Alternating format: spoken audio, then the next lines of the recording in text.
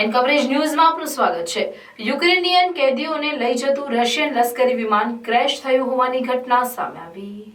Ukrainian કેદીઓને લઈ જતું વિમાન રશિયામાં ક્રેશ થયું છે। આ દુર્ઘટના પશ્ચિમી બેલ્ગોરોડ ક્ષેત્રમાં રશિયન સમય અનુસાર સવારે 11 વાગે થઈ હતી। આ પ્લેનમાં 65 કેદી હાજર હતા। રશિયાનું IL-76 મિલિટરી ટ્રાન્સપોર્ટ એરક્રાફ્ટ છે। મીડિયા રિપોર્ટમાં દાવો કરવામાં આવી રહ્યો છે કે પ્લેનમાં સવાર તમામ કેદીઓ મૃત્યુ પામ્યા છે, જો કે આ વાતની પુષ્ટિ થઈ શકી નથી। આરટી ઇન્ડિયા દ્વારા જાહેર કરવામાં આવેલા વિડીયોમાં એક રશિયન સૈન્ય પરિવહન વિમાન અચાનક ઝડપથી નીચે ઉતરતું અને એક નાની રિફાઇનરીથી અમુક અંતરે ક્રેશ થતું જોઈ શકાય છે। આ પ્લેન લ્યુશિન IL-76 હતું અને તેની લંબાઈ 164 ફૂટ હતી। ક્રેશ થયા બાદ પ્લેનમાં આગ લાગી હતી। RAI નોવોસ્ટી ન્યૂઝ એજન્સીએ રશિયાના સંરક્ષણ મંત્રાલયને ટાંકીને જણાવ્યું હતું કે વિમાનમાં રાખવામાં આવેલ 65 કેદી યુક્રેનની સેનાના સૈનિક હતા, જેમને વિનિમય એક્સચેન્જ માટે બેલ્ગોરોડ ક્ષેત્રમાં લઈ જવામાં આવી રહ્યા હતા।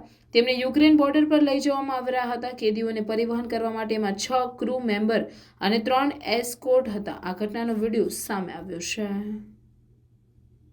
अन्य खबरों के लिए चैनल को सब्सक्राइब कीजिए। खबरों का नोटिफिकेशन पाने के लिए बेल आइकॉन को जरूर दबाएं।